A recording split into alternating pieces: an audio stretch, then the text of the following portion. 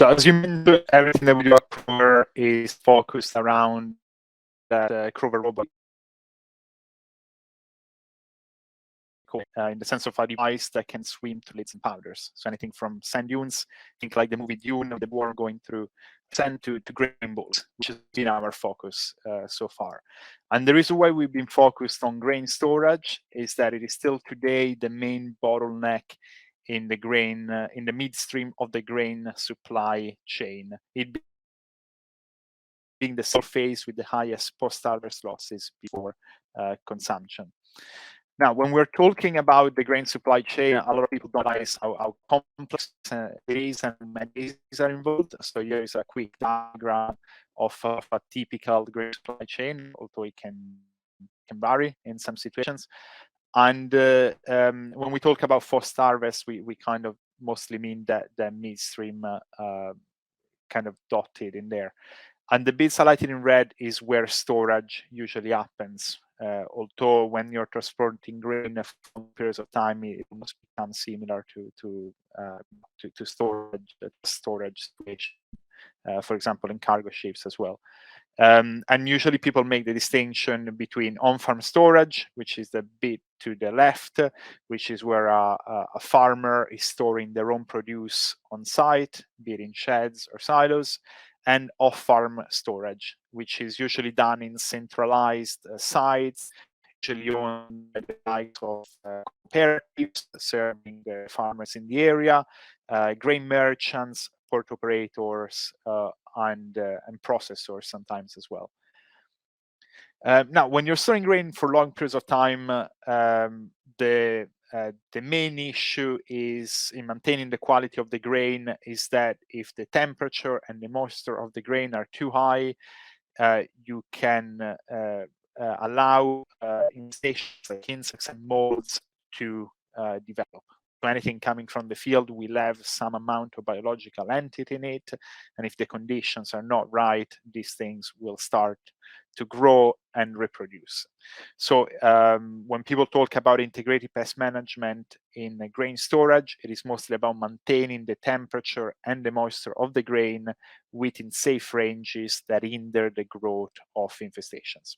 And if you maintain the grain in the right conditions, you can technically keep it forever. I mean, we see people maintaining grain in good quality for 2 years or longer if done right. Also, the way grain storage management is done at the moment is pretty labor intensive and is a big health and safety risk, as it usually requires people to physically walk on top of the grain bulks and take samples or their measurements with a hand spear down in different points within the bulk, with the risk of sinking into the grain bulk and being subject to severe injury or even death in some cases. Also, over the last years, and unlikely we had the AT food earlier in the session.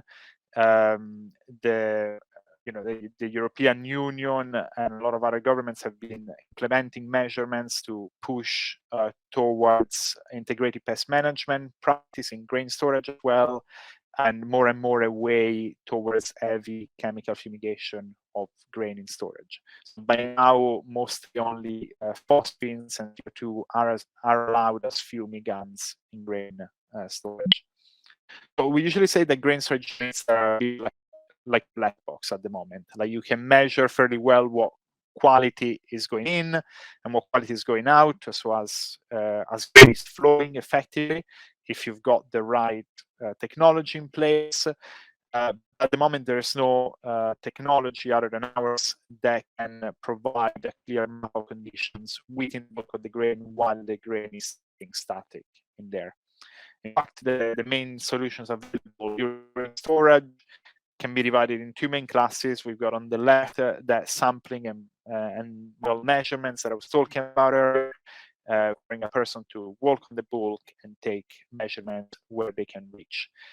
With also the problem that you only pick a few points, you won't be able to cover the entire bulk, and so the picture would usually be even less fine than what is shown on this picture here. And the more advanced solutions at the moment look that they're effectively static sensing solutions.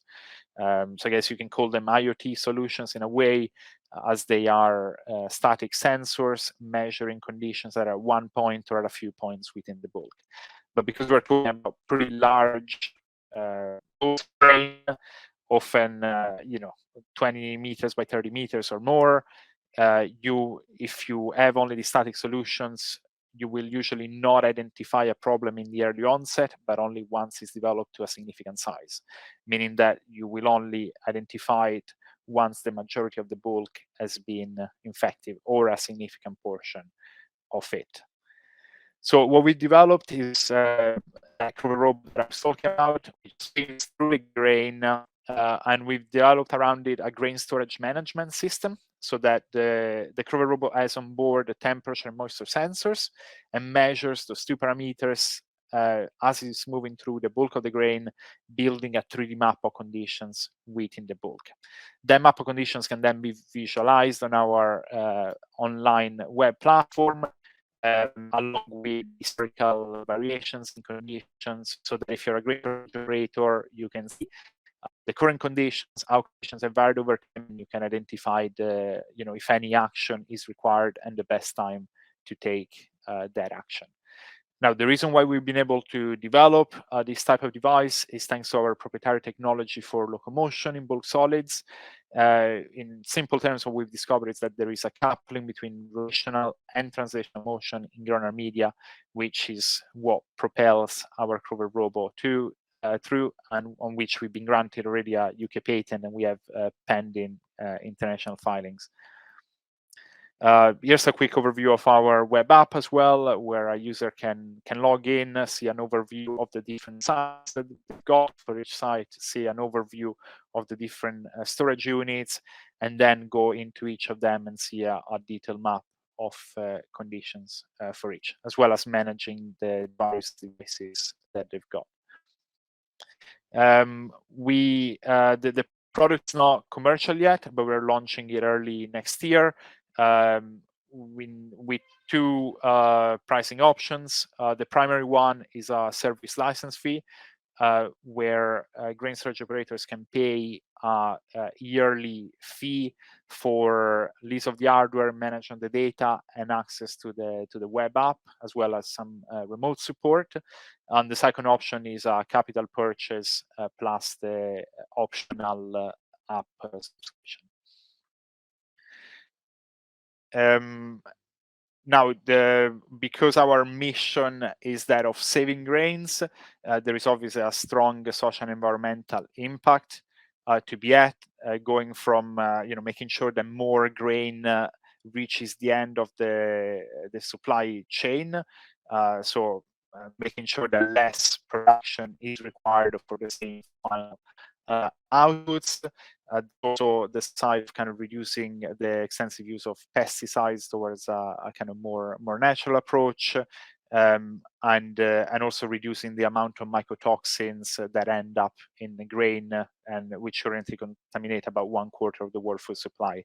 And FAO has quantified the impact of grain losses during storage into about 6% of total greenhouse gas emissions coming from food waste, which is a pretty significant footprint on the impact from the food sector. Now, in terms of our journey at Crover, we started off very early on discovery of the Crover effect. We spent a lot of time kind of working through different prototypes and coming up with initially with a proof of concept, showing that we could, that it was the first device ever to be able to move in 3 directions within grain bulks.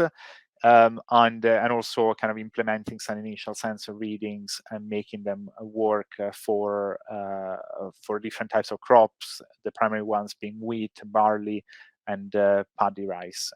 We then moved on towards kind of doing some on-site testing and then industrial trials as well with local partners, in particular the Agri Epicenter and their network of satellite farms, as well as a few other partners. As well as skill that industrial trials and testing this summer via the AgroboFood project with partners both in the UK and in Italy, with which we've been piloting since the summer. We've also been lucky enough, since we're talking about funding here, we've been lucky enough to receive support from a lot of organizations, primarily grants from the likes of Scottish Enterprise, Innovate, EIT Food have been one of our top supporters as well, ASA Bake, and so on. We managed also to raise some pre-seed equity, primarily through Crowdcube, which has been a great experience also in marketing, because you always need to keep people engaged and plan your campaign very effectively. And now we're just preparing, as I was mentioning earlier, to launch the first commercial version of our system early next year, with 4 product launch events planned across the UK and Italy. That's kind of so really our main plan for the new year is to launch a product, to sell kind of an initial small number of units, and we've set up, and also work towards extending some of the features of the system so that it meets some of the some of the demands and features that we've received from different potential users. And the big target that we set ourselves is for 6,000 units to be installed in as many storage units by 2027.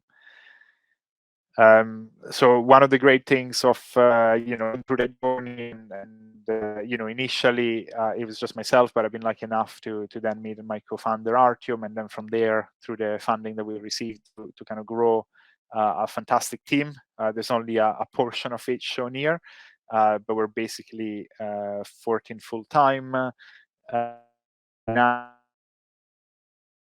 now, and hopefully growing in the next, mostly in the areas of the product development. I think in the next months our focus will be on recruiting on the commercial side of things. So yeah, I'm really open to any questions, especially about funding and our kind of funding journey. I would say it's always like a struggle in the early stages, especially when you're just starting off and people don't know you. So our approach has been kind of progressing to the product development, building that trust, getting people to us. I think the more you risk what you're doing, and the more you get to later stages, the more it opens up funding opportunities. But here are my contact details. So I'm happy to take any questions after this presentation during the Q&A sessions, but feel free to contact me at the contact details in here if you've got any additional questions after the session.